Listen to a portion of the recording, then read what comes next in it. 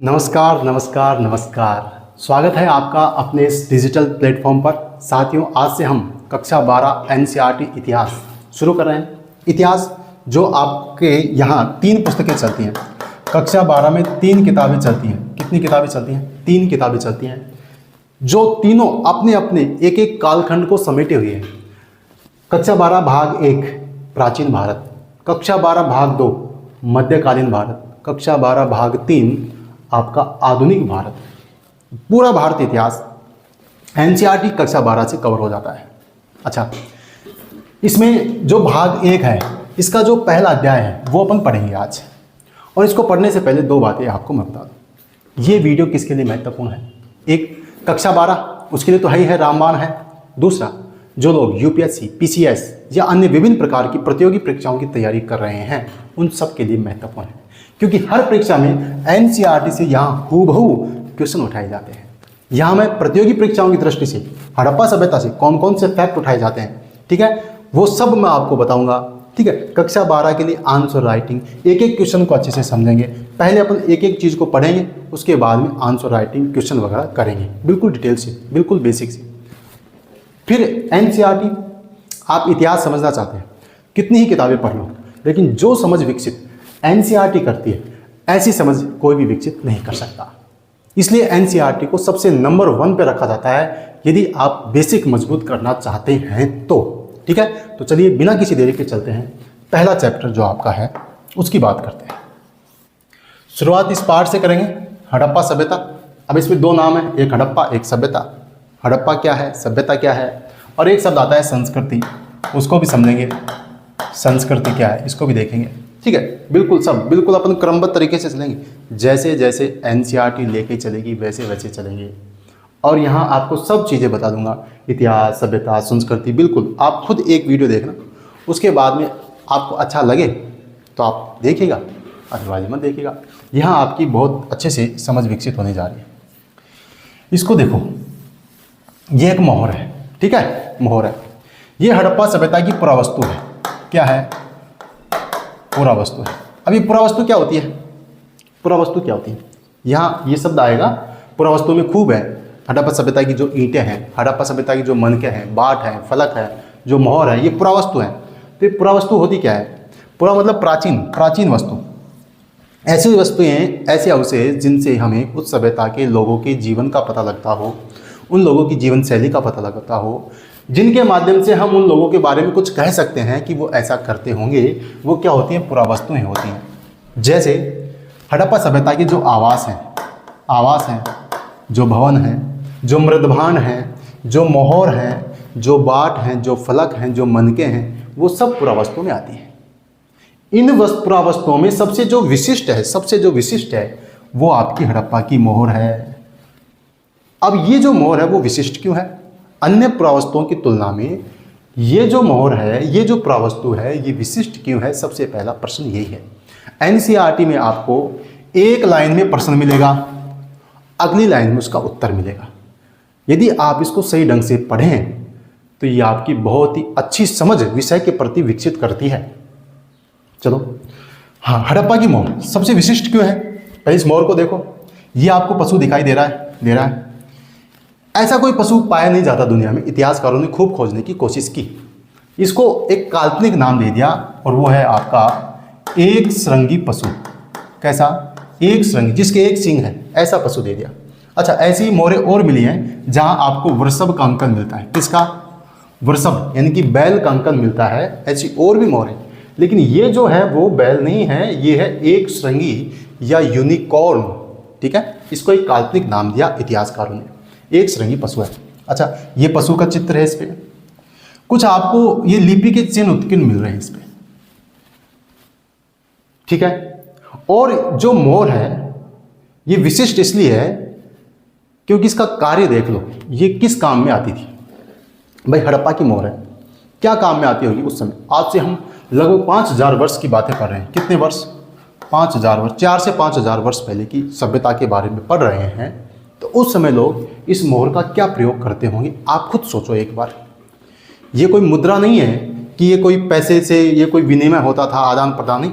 ये मोहर है, और इस मोहर का काम क्या होता था ये काम में आती थी आपके, जैसे आपको कोई सामान एक स्थान से दूसरे स्थान पर भेजना है। अब एक स्थान से दूसरे स्थान पर कोई सामान भेजेंगे तो उस सामान की गोपनीयता बनाए रखने, उस सामान को सुरक्षित पहुंचाने के लिए उसको बांधकर उस पर मिट्टी का लेप करके उस पर इस मोहर का अंकन किया जाता था, इसका ठप्पा लगाया जाता था। जब वो सामान पहुंचा अपने गंतव्य स्थान पर, यदि वो मोहर सुरक्षित है, ये मोहर लगा दी, ये ठप्पा लगा दिया, यदि ये सुरक्षित है तो इसका मतलब सामान सुरक्षित है। तो मोहर का क्या काम होगा भाई? व्यापार। जब एक सामान दूसरे स्थान पर पहुंचाते हैं तो इस मोहर का उस पर अंकन किया जाता है, सामान को बांधकर उस पर मिट्टी का लेप करके उस पर ठप्पा लगाते हैं। यदि ये मोहर वहाँ लगी, बिल्कुल कोई भी इसके साथ वो नहीं है, छेड़छाड़ नहीं है, बिल्कुल सुरक्षित पहुंच गई, तो वो सामान सुरक्षित है। ऐसी ही मोहरें मेसोपोटामिया में मिली हैं। कहाँ मिली हैं? मेसोपोटामिया। मेसोपोटामिया का नाम तो सुना ही होगा आपने। जब मैं मेसोपोटामिया का नाम ले रहा हूँ, इसका मतलब इराक गणराज्य है। क्या? इराक गणराज्य। ऐसी खूब सारी मोहरें मेसोपोटामिया में मिली हैं। इसका मतलब हड़प्पा सभ्यता का व्यापार मेसोपोटामिया, इराक तक होता था। किससे पता लगा? मोहर से पता लगा। मोहर से पता लगा। मोहर विशिष्ट क्यों है, ये पता लगेगा आपको। देखो, मोहर विशिष्ट प्रावस्तु क्यों है, समझ में आ रही है बात धीरे धीरे। मोहरों का काम क्या है? मोहरें एक स्थान से दूसरे स्थान पर कोई सामान लाने ले जाने के लिए ये मोहरें प्रमाण थी कि वो सामान सुरक्षित है, उस सामान से कोई छेड़छाड़ नहीं की गई है। ये मोहरें मेसोपोटामिया, इराक तक पाई गई हैं। इसका मतलब हड़प्पा सभ्यता का व्यापार दूर देशों तक था। बात होगी। दूसरा, यहाँ पर ये एक श्रृंगी पशु है, इसका मतलब ये कुछ विशिष्ट स्थान रखता होगा उन लोगों में, तभी तो इस पर इसका अंकन किया है। तीसरी बात, इस पर कुछ लिपि के चिन्ह हैं। लिपि के चिन्ह है, इसका मतलब इनको लेखन कला का ज्ञान था। किसका ज्ञान था भाई? लेखन कला का ज्ञान। अब ये लिपि हमसे पढ़ी नहीं जा रही है, वो बात अलग है, लेकिन इनको लिपि का ज्ञान था, लेखन कला का ज्ञान था। किससे पता लगा? मोहर से पता लगा। तो मोहर विशिष्ट हुई क्या? कितनी सारी बातें दे रही हैं। देखो, यदि कोई ये देखो, ये पुरावस्तु है, ये कोई फलक है, ये बाट है, ठीक है, ये आपके मनके हैं। इन पुरावस्तुओं से क्या क्या पता लग रहा है भाई? फलक से क्या पता लग रहा है, बाट से क्या पता लग रहा है, और मनके से क्या पता लग रहा है? कितना पता लग रहा है? इसकी तुलना में आप पुरावस्तु को, इसको देखो, मोहर को, मोहर से क्या क्या पता लग रहा है? तो ये विशिष्ट हुई कि नहीं हुई? हो गई। पहला प्रश्न यही आता है आपके एग्जाम में, मोहर से संबंधित। ठीक है, कक्षा 12 में मोहर से संबंधित पहला प्रश्न यही पूछा जाता है। हड़प्पाई मोहर की विशेषताओं का उल्लेख कीजिए, कोई भी 2 विशेषता बताइए। शुरुआत लाइन यहीं से होती है। हड़प्पाई मोहर संभवतः हड़प्पा सिंधु घाटी सभ्यता की सबसे विशिष्ट पुरावस्तु है। एक भी बात भी फालतू बात नहीं करूंगा, जो आपके काम की नहीं वो बात अपनी यहाँ नहीं होंगी, सब टू द पॉइंट। अपना उद्देश्य है एनसीईआरटी को समझना, इस पुस्तक को समझना। दूसरा, कक्षा 12 के विद्यार्थियों को बहुत आसान भाषा में, ताकि वो आंसर राइटिंग कर सकें, लिख सकें, परीक्षा में उत्तर दे सकें। यहाँ पर यह है सबसे विशिष्ट पुरावस्तु है। अब इसके आगे प्रश्नवाचक चिन्ह लगाओ। मैंने कहा एनसीईआरटी में एक लाइन है जो प्रश्न बनाती है और अगली लाइन उसका उत्तर देती है। ये सबसे विशिष्ट क्यों है, उसका उत्तर मैंने बताया आपको। इससे कितनी सारी बातों की जानकारी हमें प्राप्त हो रही है, कितनी बातें पता लग रही है। ठीक है, एक बात। दूसरा, ये सैलखड़ी नामक पत्थर की बनती थी। यहाँ एक विशेष पत्थर होता था जिसको बोलते थे सैलखड़ी पत्थर, बड़ा मुलायम होता था। इसके द्वारा ही मोहर बनाई जाती थी, इसके द्वारा ही मनके बनाए जाते थे। आगे बताऊंगा आपको। दूसरा, इन मोहरों पर सामान्य रूप से जानवरों के चित्र हैं। तीसरा, एक ऐसी लिपि के चिन्ह हैं जिन्हें अभी तक पढ़ा नहीं जा सका। तो पहली बात, मोहर यदि पूछ ले आपसे तो मोहर के लिए क्या लिखोगे? हड़प्पा सभ्यता सिंधु घाटी सभ्यता की सबसे विशिष्ट पुरावस्तु है मोहर। इसकी विशेषताएं निम्नलिखित हैं। पहली क्या लिखोगे? ये सैलखड़ी नामक पत्थर से बनाई जाती थी। दूसरा, इस पर जानवरों के चित्रों का अंकन है। इस पर किसका है? जानवरों के चित्रों का अंकन है। तीसरा, इस पर कुछ ऐसी लिपि के चिन्ह उत्कीर्णित हैं जिनको अभी तक पढ़ा नहीं जा सका। ये 2 नंबर का क्वेश्चन होगा, 2 नंबर का क्वेश्चन होगा, ये पूछे जाते हैं। ऑब्जेक्टिव टाइप में एक क्वेश्चन आएगा, हड़प्पा सभ्यता की सबसे विशिष्ट पुरावस्तु क्या है? मोहर। लिख दोगे? ठीक है, चलिए आगे चलते हैं अपना। इसके बाद है अपना, फिर भी जिन्हें अभी तक पढ़ा नहीं जा सका, मतलब जो ऐसी लिपि है जिसको अभी तक पढ़ा नहीं जा सका, फिर भी हम इसे क्षेत्र में उस समय बसे लोगों के जीवन के विषय में उनके द्वारा पीछे छोड़ी गई पुरावस्तुओं, अब पुरावस्तुओं में केवल मोहर ही नहीं है, पुरावस्तुओं मैंने बता दिया, उनका जो आवास, उनके मृदभांड, उनके आभूषण, उनके औजार, ये सब किस में आते हैं? पुरावस्तुओं में आते हैं। दूसरे शब्दों में पुरातात्विक साक्ष्यों के माध्यम से बहुत सी जानकारी मिलती है। किसके माध्यम से? पुरातात्विक साक्ष्यों के माध्यम से। आपसे कोई कहे कि हड़प्पा सभ्यता की जानकारी कैसे प्राप्त होती है, उसका आंसर है पुरातात्विक साक्ष्य से। ये पुरातात्विक साक्ष्य क्या है? इतिहास में साक्ष्य क्या होते हैं और कौन से साक्ष्य होते हैं, आओ इसको समझते हैं। मैंने कहा जैसे जैसे अपन किताब में चलेंगे वैसे वैसे अपन चीज़ों को समझेंगे। देखो, सबसे पहले तो आप ये बताओ इतिहास होता क्या है? भाई हम किसे कहेंगे इतिहास? इतिहास किसको कहेंगे कि ये इतिहास है साहब? रटी रटाई परिभाषा नहीं पढ़नी है कि परिभाषा लिख दी ये है वो है, नहीं। आओ इतिहास की कुछ विशेषताएं बताता हूँ। ये विशेषताएं यदि आप में हैं, मतलब किसी भी चीज़ के साथ ये विशेषताएं जुड़ी हुई है तो अपने आप इतिहास है। पहला, कोई भी घटना हो और वो अतीत की हो, कोई भी घटना हो और वो अतीत की हो, मतलब वर्तमान आज से पहले की हो, पहली बात। दूसरा, वो घटना महत्वपूर्ण हो। कैसी हो? महत्वपूर्ण हो। घटना अतीत की हो और दूसरी बात वो महत्वपूर्ण हो। ऐसा नहीं कि अकबर कौन से साबुन से नहाता था, अब अतीत की बात है लेकिन घटना महत्वपूर्ण नहीं है, उससे कोई सामाजिक, आर्थिक, राजनीतिक कुछ परिवर्तन हो रहा है क्या? नहीं हो रहा, कोई महत्व ही नहीं है, उसका कोई औचित्य नहीं है, तो वो इतिहास में शामिल नहीं करते हैं, वो अलग बात है। तो घटना कैसी हो? महत्वपूर्ण हो। तीसरी बात, क्रमबद्धता हो। क्या हो?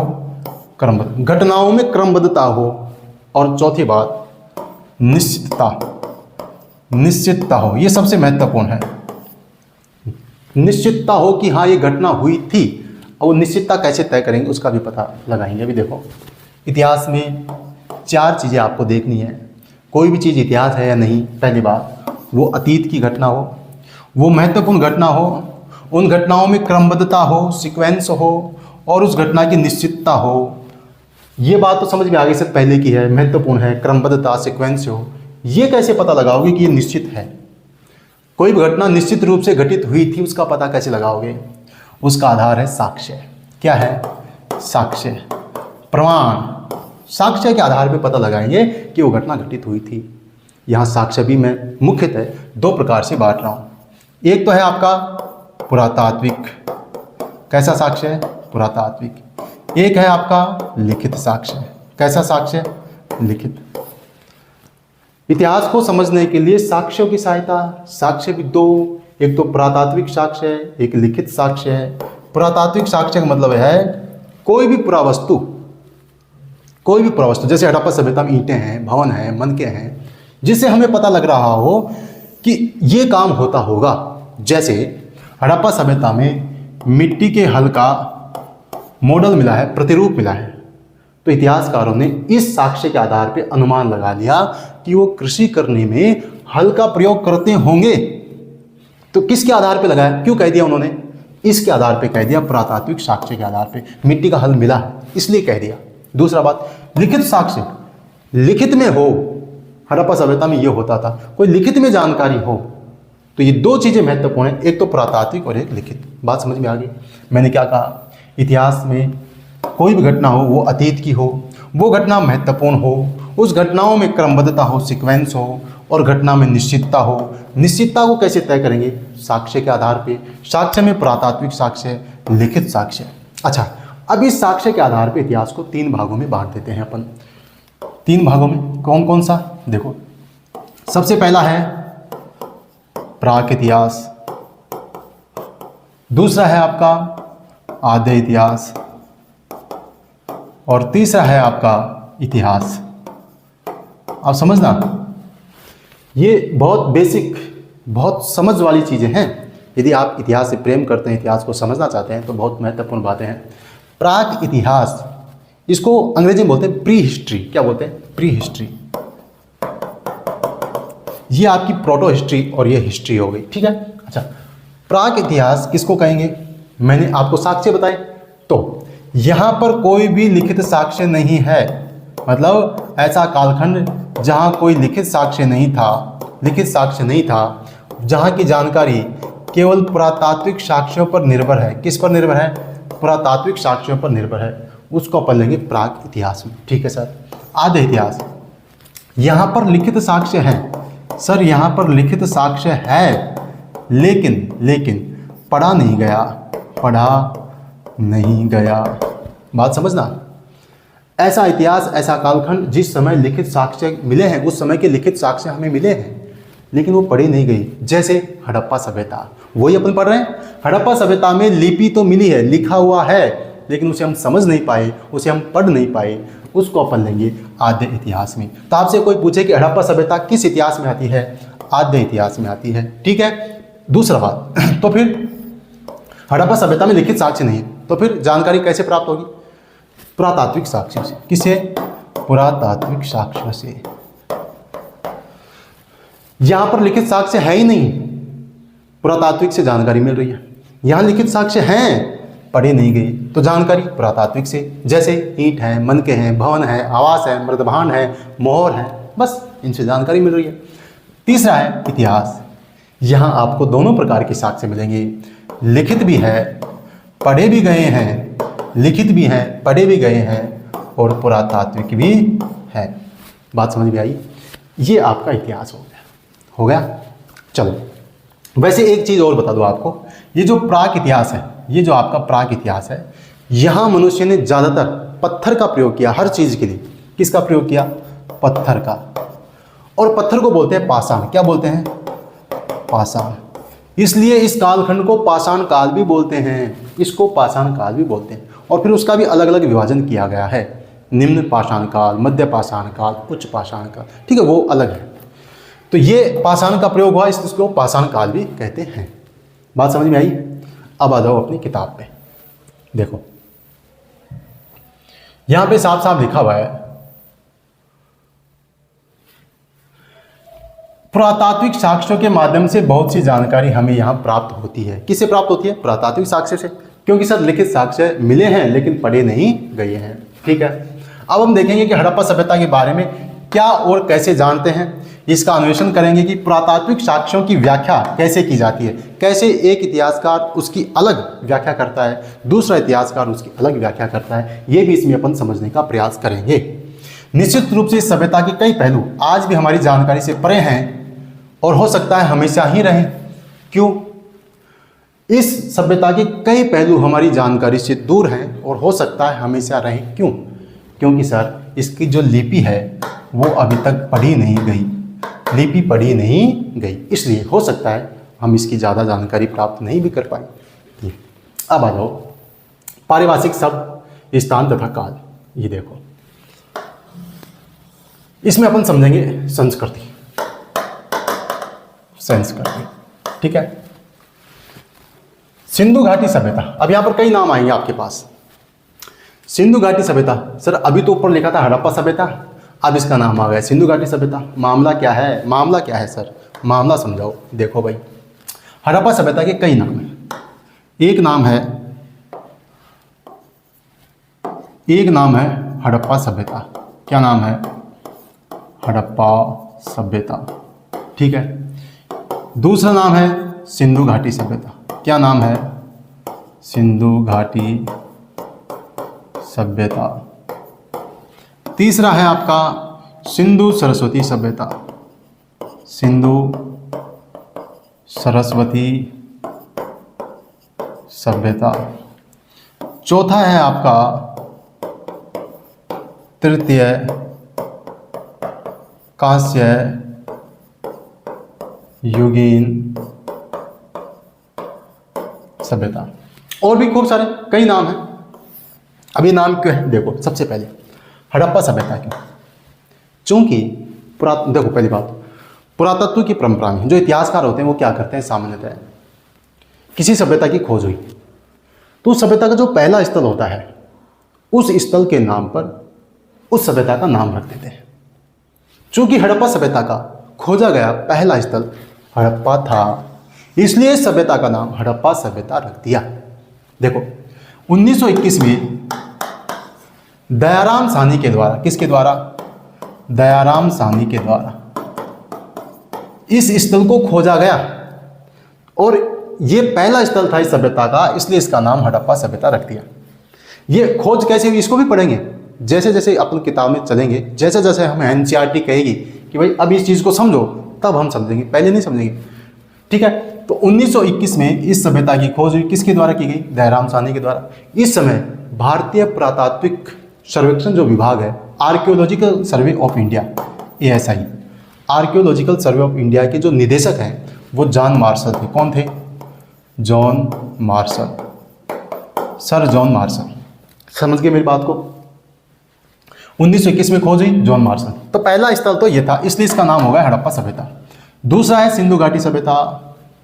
चूंकि इस सभ्यता के अधिकांश स्थल सिंधु घाटियों में थे, सिंधु जो नदी है उसकी घाटियों में बसे हुए थे। सिंधु नदी की जितनी भी सहायक नदियां, झेलम, चेनाब, रावी, सतलज, इन सब की घाटियों में, इन सब नदियों के आसपास ये स्थल थे, इसलिए इसका नाम रख दिया सिंधु घाटी सभ्यता। अच्छा, शुरुआती जो स्थल थे वो सिंध में, पाकिस्तान में, यहाँ ज़्यादा थे। भारतीय आज़ादी के बाद में भारत में भी कई स्थलों की खोज हुई। तो जो सरस्वती नदी है, जो राजस्थान में भी घग्गर नदी आपने सुना होगा, तो जो सरस्वती नदी है यहाँ पर भी इस नदी के पास भी खूब सारे स्थलों की खोज हुई, इसलिए इसको बोल दिया सिंधु सरस्वती सभ्यता। क्या बोल दिया? सिंधु सरस्वती सभ्यता। तीसरा है तृतीय कांस्य युगीन सभ्यता। कांस्य युगीन, चूंकि सभ्यता में कांसे का प्रयोग किया गया, किसका? कांसा धातु का प्रयोग किया गया। कांसा किस किस से बनता है भाई? आपका तांबा प्लस टिन, या इसको बोल दो रांगा। समझ गए? कांसा तांबा और टिन से बनाया जाता है। इस सभ्यता में कांसा धातु का प्रयोग किया गया, इसलिए इसको कांस्य युगीन। लेकिन तीसरी क्यों बोलते हैं, तृतीय क्यों बोलते हैं? क्योंकि इस सभ्यता से पहले दो सभ्यताएं, मिस्र की सभ्यता, मेसोपोटामिया की सभ्यता की खोज हो चुकी थी, इसलिए इसको तृतीय कांस्य युगीन सभ्यता कहा गया। बात समझ में आई? हड़प्पा सभ्यता क्यों? खोजा गया पहला स्थल हड़प्पा। सिंधु घाटी सभ्यता क्यों? अधिकांश स्थल सिंधु नदी की घाटियों में। सिंधु सरस्वती सभ्यता क्यों? सरस्वती नदी के किनारों पर भी खूब सारे स्थल बसे थे, बाद में इसको सिंधु सरस्वती सभ्यता भी कह दिया। अंतिम है तृतीय कांस्य युगीन सभ्यता क्यों? क्योंकि इसमें कांसा धातु का प्रयोग होता था, इसलिए कांस्य युगीन हो गई। और तीसरी इसलिए हो गई क्योंकि इससे पहले दो सभ्यताओं की खोज हो चुकी थी, एक मिस्र की सभ्यता, एक मेसोपोटामिया की सभ्यता। ये इसका नाम हो गया। ठीक है, अब आ जाओ पीछे। तो सिंधु घाटी सभ्यता को हड़प्पा संस्कृति भी कहा जाता है। अब एक बात ये आ गई, सिंधु घाटी सभ्यता नाम तो देख लिया, अब इसको हड़प्पा संस्कृति क्यों कहते हैं? देखो, अब दो चीजें समझ लो यहां पर आप। एक होता है सभ्यता और एक होता है संस्कृति।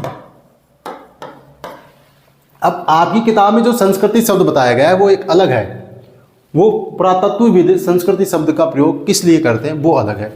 वस्तुतः सभ्यता और संस्कृति में बहुत अंतर होता है। इसको आप यूँ समझ लीजिए, सभ्यता का मतलब है कि उस कालखंड में उन लोगों का व्यापार कैसा था, व्यापार वाणिज्य कैसा था, ठीक है, उन लोगों का जो नगर नियोजन है वो कैसा था, उन लोगों का जो भवन निर्माण, जो भवन स्थापत्य है वो कैसा था। जब मैं इसकी बात कर रहा हूँ तो सभ्यता की बात कर रहा हूँ।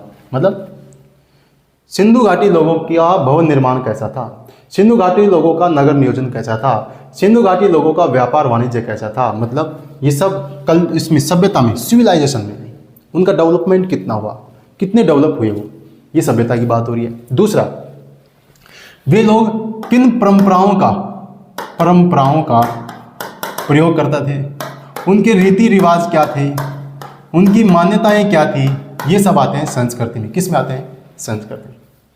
सिंधु घाटी के लोगों की मान्यताएं क्या थी, परंपराएं क्या थी, रीति रिवाज क्या थे, जो वो पहले मानते थे, क्या आज हमारे समाज में देखी जाती है वो चीज़ें? हाँ है। तो मैं कहता हूँ कि हड़प्पा संस्कृति आज भी जीवित है, क्योंकि वे जो लोग जिन मान्यताओं को मानते थे, प्रकृति पूजा आदि, वो आज भी हमारे समाज में देखी जाती हैं। तो संस्कृति तो जिंदा है, लेकिन हड़प्पा सभ्यता जिंदा है क्या? नहीं। वो भवन आज है क्या? नहीं है। वो नगर आज है क्या? नहीं है। वो व्यापार आज है क्या? नहीं है। तो सभ्यता क्या है? मतलब उसका जो भारी, उसका जो भौतिक जो विकास हुआ है वो है सभ्यता। और संस्कृति का मतलब उन लोगों की जो मान्यताएं थी, जो धारणाएं थी, जो परंपराएं थी, जो रीति रिवाज थे, वो संस्कृति थी। ये सभ्यता संस्कृति में मोटा मोटा अंतर मैंने आपको बता दिया। अब आपकी किताब में क्या है उसको आपको ध्यान रखना है। और कक्षा 12 के विद्यार्थी एग्जाम में जब आपसे पूछा जाए तो आपको संस्कृति को कैसे लिखना है वो मैं आपको बता देता हूँ। देखो, पुरातत्वविद सिंधु घाटी सभ्यता को हड़प्पा संस्कृति भी कहते हैं। क्यों कहते हैं? देखो, पुरातत्वविद संस्कृति शब्द का प्रयोग पुरावस्तुओं के ऐसे समूह के लिए करते हैं जो एक विशिष्ट शैली के होते हैं और एक सामान्यतः एक साथ एक विशेष भौगोलिक क्षेत्र में और कालखंड से संबंध पाए जाते हैं। उनको पुरातत्वविद संस्कृति शब्द का नाम देते हैं। अब इसको समझते हैं। देखो,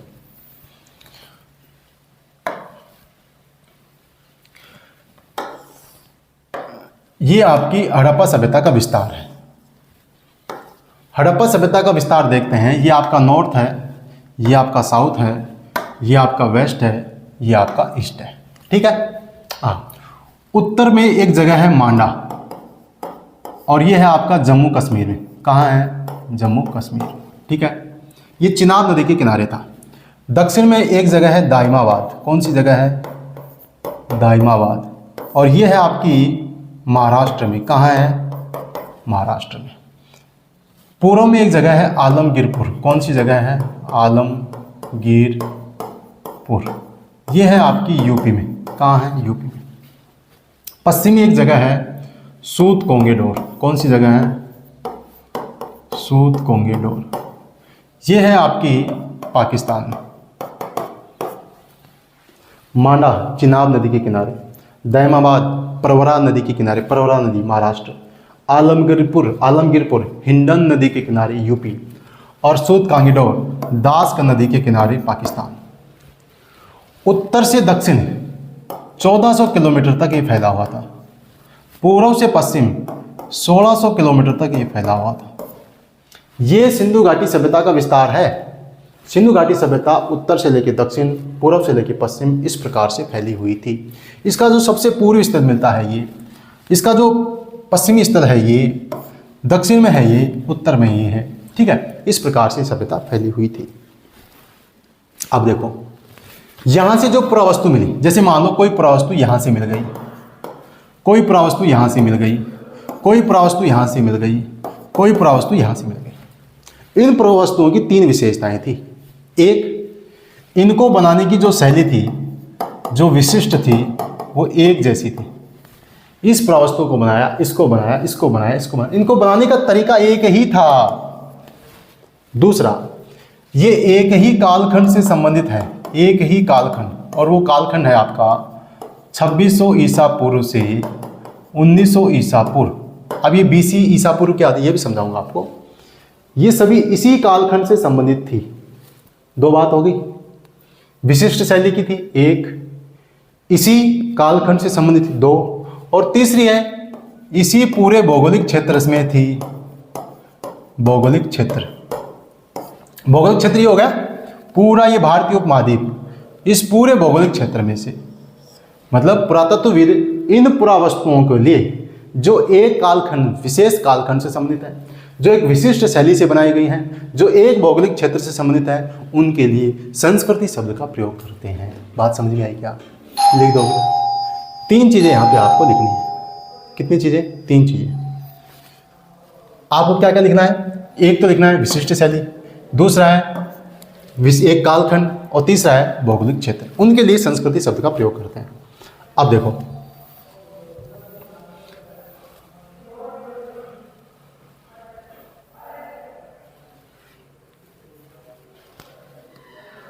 विशेष भौगोलिक क्षेत्र कालखंड से संबंध पाए जाते हैं।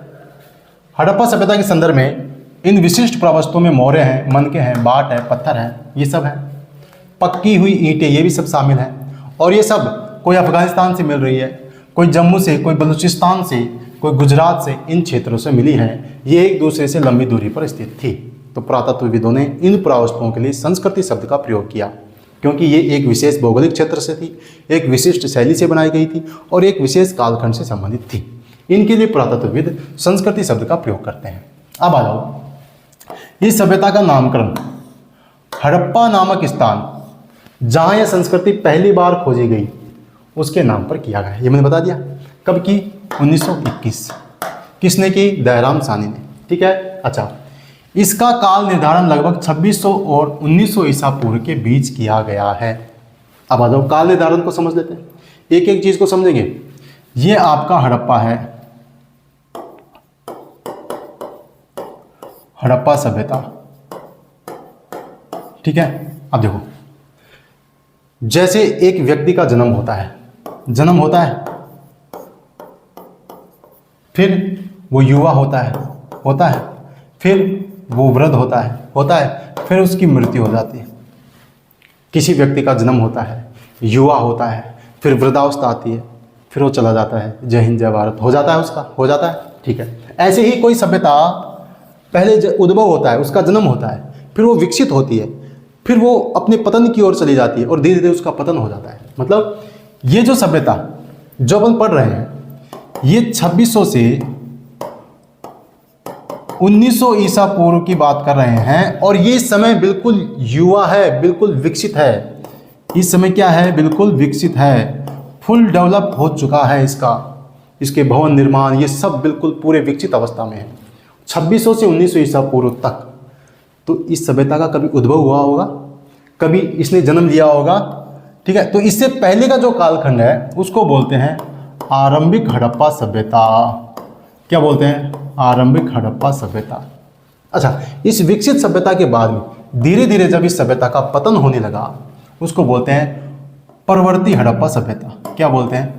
परवर्ती हड़प्पा या उत्तरकालीन हड़प्पा। परवर्ती हड़प्पा, उत्तरकालीन हड़प्पा, और इसको बोलते हैं आरंभिक हड़प्पा। बात समझ में आई क्या? हड़प्पा सभ्यता जब अपने विकसित अवस्था में थी उसका कालखंड है 2600 से 1900 ईसा पूर्व। विकसित से पहले ये सभ्यता जब इसका विकास हो रहा था, धीरे धीरे इसका जब उद्भव हुआ उसको बोलते हैं आरंभिक हड़प्पा। और जब ये अपने पतन की ओर, जब इसका लास्ट स्टेज था उसको बोलते हैं परवर्ती हड़प्पा। ठीक है। 3 प्रकार हो गए, 3 चरण हो गए। आ जाओ, यही आपका कहा गया है। इसका काल निर्धारण 2600 से 1900 ईसा पूर्व के बीच किया गया है। इस क्षेत्र में सभ्यता से पहले और बाद में भी संस्कृतियां थी जिनको आरंभिक तथा परवर्ती हड़प्पा कहा जाता है। मैंने बता दिया आपको। अच्छा, इन संस्कृतियों से हड़प्पा सभ्यता को अलग करने के लिए, कौन सी संस्कृति से? आरंभिक और परवर्ती से हड़प्पा को अलग करने के लिए उसको विकसित हड़प्पा भी कहा जाता है। विकसित हड़प्पा मतलब जो आपका 2600 से 1900 ईसा पूर्व का जो कालखंड है वो विकसित हड़प्पा का कालखंड है। ठीक है। अब देखो, आपकी किताब में कुछ चित्र दिए गए हैं, इनको आप देख लो। यह है फलक, यह है बाट और यह है मनके। इन चित्रों को आप देख सकते हैं। ये फलक है, ये बाट है, ये मनके हैं। ये पुरावस्तु हैं सब हड़प्पा सभ्यता की। जैसे मोहर पुरावस्तु है ऐसे ये भी पुरावस्तु है। चलिए,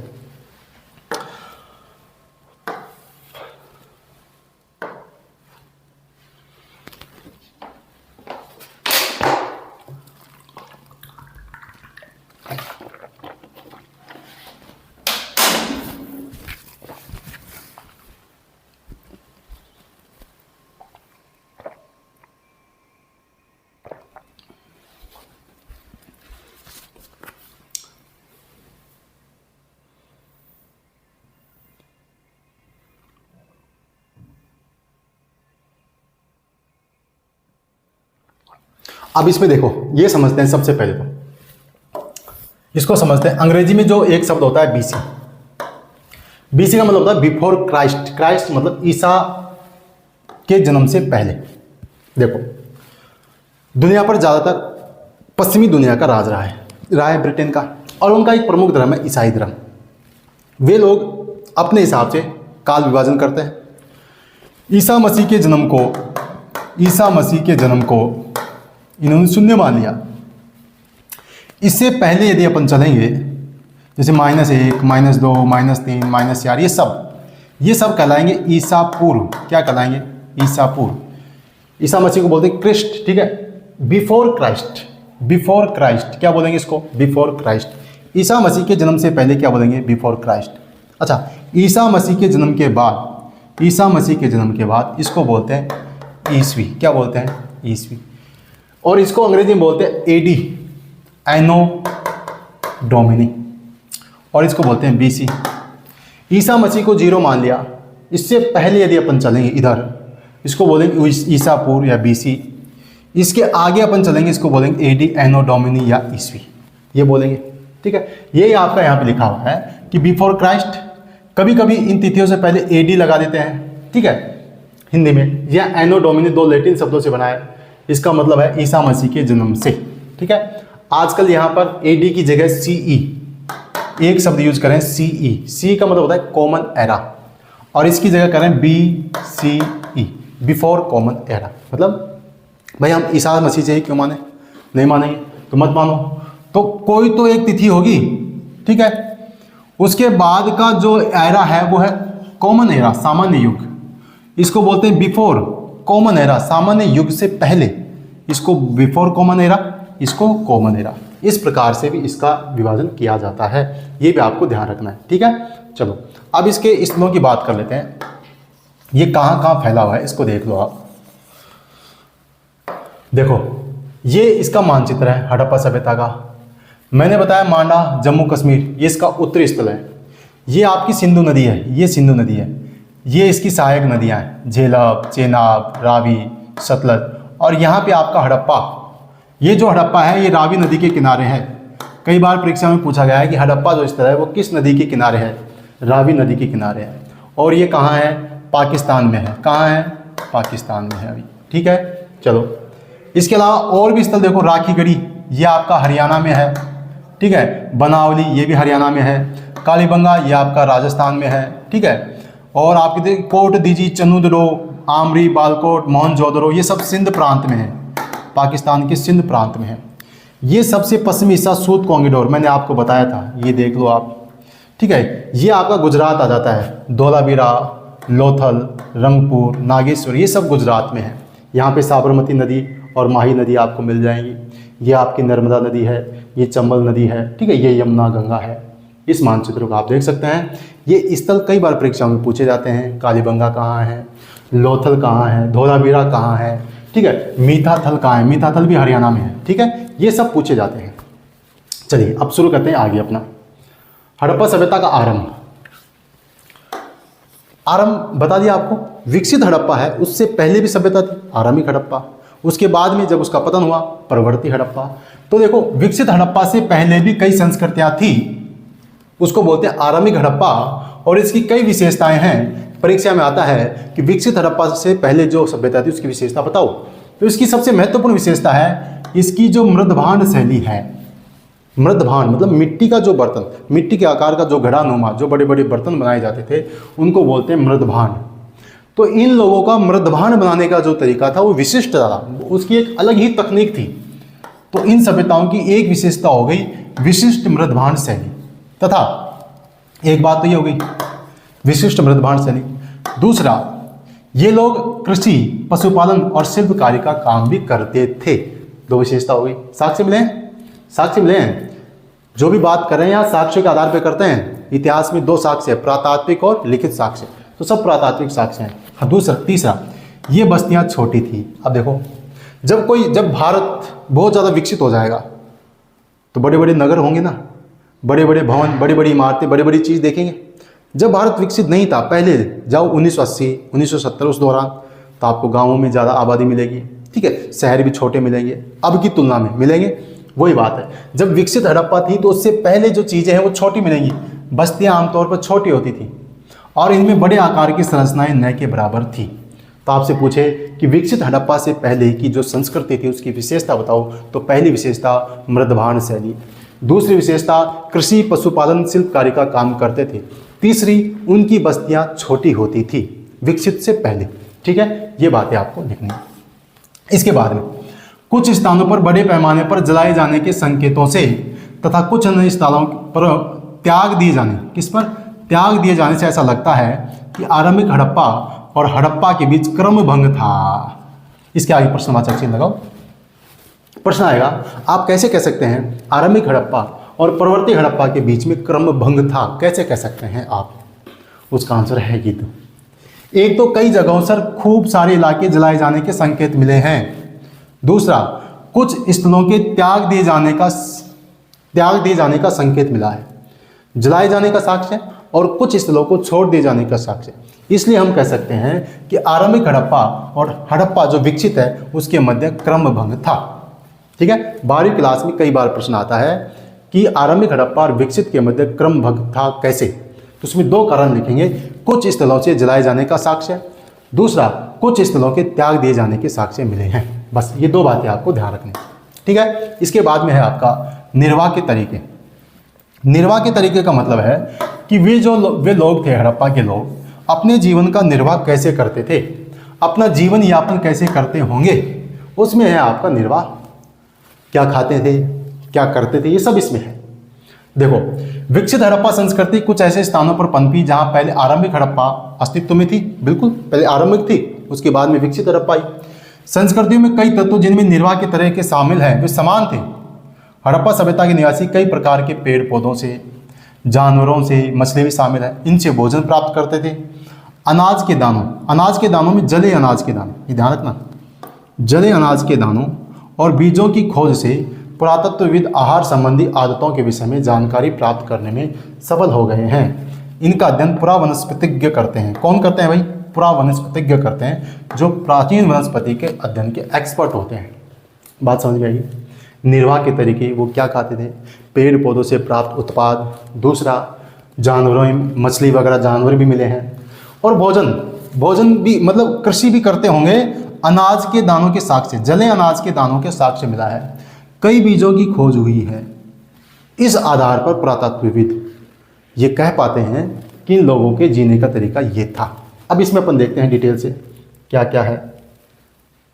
देखो, अब क्या क्या मिला है उसकी अपन बात करते हैं।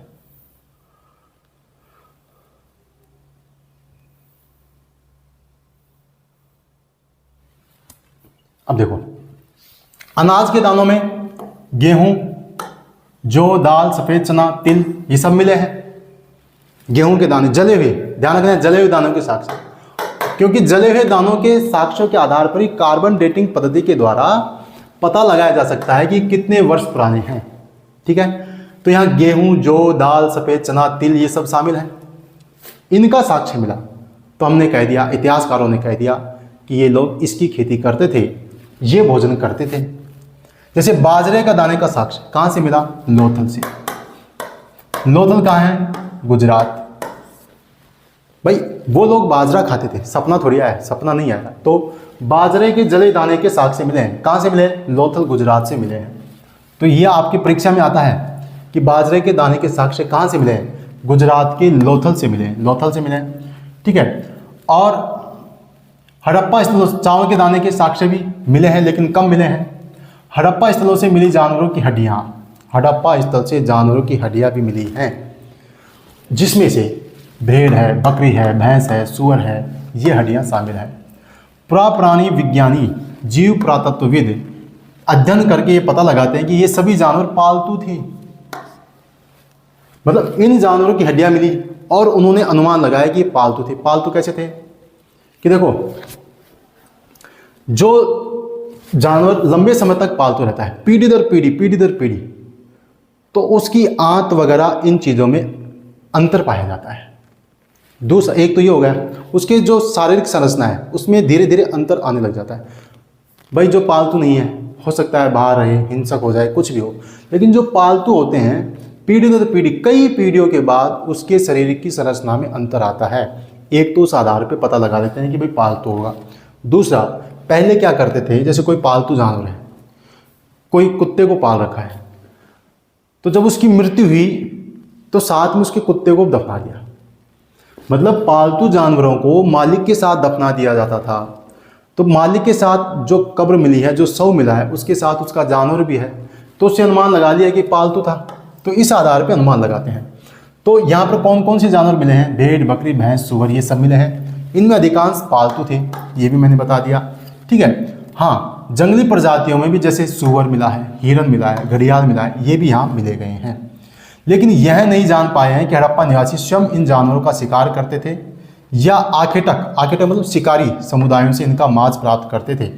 मछली पक्षियों की हड्डियाँ भी मिली हैं। देखो, हड़प्पा सभ्यता के लोग शाकाहारी थे। कैसे कह सकते हो सर? अनाज के दानों के साक्ष्य मिले हैं। पेड़ पौधों से यहाँ से भी उत्पाद प्राप्त करते थे। दूसरा, मांसाहारी थे। मांसाहारी से कैसे कह सकते हैं? यहाँ कई जंगली जानवरों के साक्ष्य मिले हैं, जंगली प्रजातियों की हड्डियाँ मिली हैं, वराह, सुअर, हिरन। अब ये अनुमान नहीं लगाया कि वो खुद शिकार करते हैं या शिकारी उसका शिकार करते हैं, ये अनुमान नहीं लगाया। पालने वाले जानवरों के भी साक्ष्य मिले हैं, उसमें भेड़, बकरी, भैंस, सुअर, ये सब है। ये आप लिख देंगे, ठीक है। शाकाहारी भी हैं, मांसाहारी भी हैं और पेड़ पौधों से भी उत्पाद प्राप्त करते हैं। ये इनके जीने का तरीका है। अब आ जाओ इनकी कृषि प्रौद्योगिकी। कृषि प्रौद्योगिकी का मतलब क्या है भाई? कृषि प्रौद्योगिकी का मतलब है कृषि करने का तरीका, तकनीकी। इसका जो अंग्रेजी शब्द है वो है तकनीकी, मतलब टेक्नोलॉजी।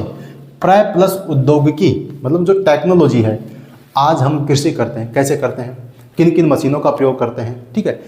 तो ये 4-5 हज़ार साल पहले जो हड़प्पा सभ्यता के लोग हैं, ये किस प्रकार से कृषि करते हैं, इनके कृषि करने का तरीका क्या है, किन किन औजारों का, किन किन चीज़ों का उसमें प्रयोग करते हैं, इसको अपन जानेंगे। देखो, हड़प्पा सभ्यता के लोग हल का प्रयोग करते थे कृषि में। क्यों? सपना आया का? सपना नहीं आया। इतिहास में हर बात साक्ष्य पर आधारित होती है। साक्ष्य मिला है। अब लोहे का तो है नहीं, वो तो जंग लग जाएगी। मिट्टी के हल का मॉडल, एक नमूना, एक प्रारूप मिला है। कहाँ से मिला है? बनावली, हरियाणा से। बनावली कहाँ है? आपका हरियाणा। यहाँ से साक्ष्य मिला है। तो ये लोग कृषि तकनीकी में हल का प्रयोग करते थे, एक बात। दूसरा, वर्षभ जिसको बोलते हैं बैल, इसका प्रयोग करते थे। क्यों? सपना आएगा? नहीं। कुछ मोहरों पर वृषभ का अंकन है। जैसे हमने शुरुआत में मोहर देखी, ऐसे ही देखो कई वृषभ की बनी मरण मूर्ति, मिट्टी की मूर्तियां मिली हैं। जैसे ये वृषभ है, पक्की मिट्टी से बना वृषभ, मिट्टी का बनाया वृषभ, ऐसे मिले हैं। कई मोहरों पर वृषभ का अंकन मिला है। इस आधार पर इतिहासकार अनुमान लगाते हैं कि ये लोग कृषि में बैल का और हल का प्रयोग करते थे। पुरातात्विक साक्ष्यों के आधार पर जानकारी जुटा रहे हैं। हो गई बात, ठीक है। और क्या करते थे? चोलिस्तान से भी हल का, ये दोनों ध्यान रखना है आपको, आपकी प्रतियोगी परीक्षाओं के लिए महत्वपूर्ण। मिट्टी के बने हल का प्रारूप कहाँ से मिला है? बनावली, हरियाणा और चोलिस्तान, 2 जगहों से आपको मिट्टी के हल का प्रारूप मिला है, ठीक है। चलो इसको पढ़ते हैं। देखो, जूते हैं खेतों में बीजों का छिड़काव किया जाता था। प्रश्नवाचक चिन्ह लगाए, देखेंगे किया जाता है नहीं किया जाता। मोहरों पर किए गए रेखांकन तथा मृण मूर्तियां मतलब मिट्टी की मूर्तियां, ये इंगित करती हैं कि वृषभ के विषय में जानकारी थी। मोहरों पर और कई मिट्टी की मूर्तियां मिली है, इससे पता लगता है कि इन लोगों को वृषभ की जानकारी थी, ठीक है। इस आधार पर पुरातत्व कहते हैं कि ये लोग खेत जोतने के लिए बैलों का प्रयोग करते थे। एक बात तो ये, कृषि तकनीकों में आप लिखेंगे बैलों का प्रयोग करते थे, क्योंकि मोहरों पर बैलों का अंकन मिला है, एक बात। दूसरा, साथ ही चोलिस्तान और बनावली जैसे स्थलों से मिट्टी से बने हल का प्रतिरूप मॉडल मिला है। 2 बातें हो गई। एक तो क्या मिला है? वृषभ, और एक मिला है हल। हल कहाँ से मिला है? चोलिस्तान और बनावली से, ठीक है। इस आधार पे लोग, इतिहासकार कह देते हैं कि ये लोग हल और बैल का प्रयोग करते थे। इसके आगे देखो, इसके अलावा कालीबंगन राजस्थान से जुते हुए खेत के साक्ष्य मिले हैं। कालीबंगा कहाँ है? राजस्थान में। वहां से जोते हुए खेत के साक्ष्य मिले, ये आपको ध्यान रखना है। और वहां पर जो हल रेखाएं हैं ये समकोण पर काट रही। कैसे काट रही हैं? समकोण पर काट रही। इसका मतलब क्या है सर? इसका मतलब ये है कि ये लोग दोहरी खेती करते थे। कैसी खेती? दोहरी खेती, एक साथ 2 फसल करते थे। आपने देखा होगा बाजरे के साथ मूंग भी कर रहे हैं, या एक फसल के साथ दूसरी फसल। अब तो कम हो गई, पहले ये लोग ज़्यादा करते थे। पहले क्यों करते थे? क्योंकि इनका उद्देश्य व्यापार नहीं था, फसल को बेचना नहीं था, इनका उद्देश्य जीवन निर्वाह था। पेट भरना था पहले, ये उद्देश्य था। इसलिए ये सोचते थे कि दोनों फसल करेंगे, हो सकता है एक फसल नष्ट हो जाए, नहीं हो तो दूसरी तो होगी, खाने का काम तो चलेगा। तो उस समय ये दोहरी फसल ज़्यादा करते थे। आज तो व्यावसायिक हो गया, आज तो उद्देश्य है कि ज़्यादा से ज़्यादा फसल हो और बेचें उसको, ज़्यादा से ज़्यादा मुनाफा कमाएं। खाने के लिए उद्देश्य नहीं है, आज तो बेचना उद्देश्य प्रमुख है। तो उस समय था दोहरी फसल, जिसका उद्देश्य जीवन निर्वाह था। एक फसल खराब हो जाए तो दूसरी बच जाए। सपना आया था, सपना नहीं आया। कालीबंगा राजस्थान से साक्ष्य मिला है, कालीबंगा से ऐसे जुते हुए खेत मिले हैं, तो ये भी आपको ध्यान रखना है। आगे देखो, इस खेत में हल रेखाएं दो समूह एक दूसरे समकोण पर काट रही हैं। समकोण पर काटती हुई रेखाओं का साक्ष्य कहां से मिला है? कालीबंगा राजस्थान से। इससे पता लगता है कि एक साथ दो अलग अलग फसलें उगाई जाती थी। पुरातत्वविदों ने फसलों की कटाई के लिए प्रयुक्त औजारों को पहचानने का प्रयास भी किया है। देखो, तीन बातें हो चुकी हैं। कृषि में बैल का प्रयोग, कृषि में हल का प्रयोग, और कृषि में दोहरी खेती, दोहरी फसल करते थे। तीन बातें हो गई, ठीक है। अब फसल को काटने के लिए किन का प्रयोग करते थे, इन्होंने पहचानने का प्रयास किया है। इसमें आपको दिखाऊं, ये देखो, ये देखो, ये सब धातु के औजार हैं। इनको लकड़ी में, लकड़ी के हत्थे में, या कोई पत्थर का औजार हो, ये सब धातु के हैं। लकड़ी का जो हत्था होता था उसमें फंसाकर उसके आधार पर ये लोग फसलों की कटाई के लिए इनका प्रयोग करते थे। यहाँ पे लिखा है। क्या आपको लगता है कि औजारों का प्रयोग फसल कटाई के लिए किया जाता होगा? हाँ, किया जाता होगा, ठीक है। इस आधार पे देखो, हड़प्पा सभ्यता के लोग लकड़ी के हत्थों में बिठाए गए पत्थर के फलक का प्रयोग करते थे या फिर धातु के औजारों का प्रयोग करते थे। चौथी बात है, फसल कटाई के लिए किसका प्रयोग? धातु के औजार या पत्थर के फलक, उनको लकड़ी के हत्थों में फंसा लेते थे, फिर उनको काम में लेते थे। अगली बात, हड़प्पा सभ्यता के अधिकांश स्थल अर्ध शुष्क क्षेत्रों में हैं, इसलिए कृषि के लिए सिंचाई की आवश्यकता पड़ती होगी, बिल्कुल पड़ती होगी। तो सिंचाई के लिए क्या क्या काम है? सिंचाई के लिए किस किस का काम है? सिंचाई के लिए नहर थी क्या? थी। सपना आया क्या? सपना नहीं आया, साक्ष्य मिला है। एक स्थल है सोरतुगई, क्या है? सोरतुगई। कहाँ है? अफगानिस्तान में।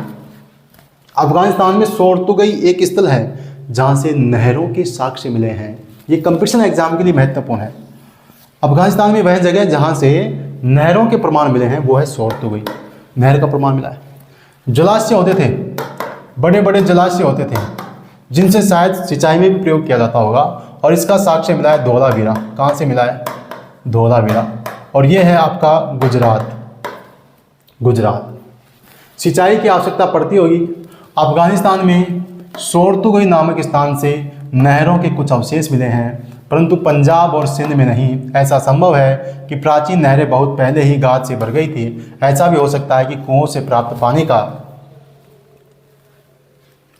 प्रयोग सिंचाई में किया जाता होगा। इसके अलावा धोलावीरा से जलाशयों का प्रयोग संभवतः कृषि के लिए किया जाता होगा।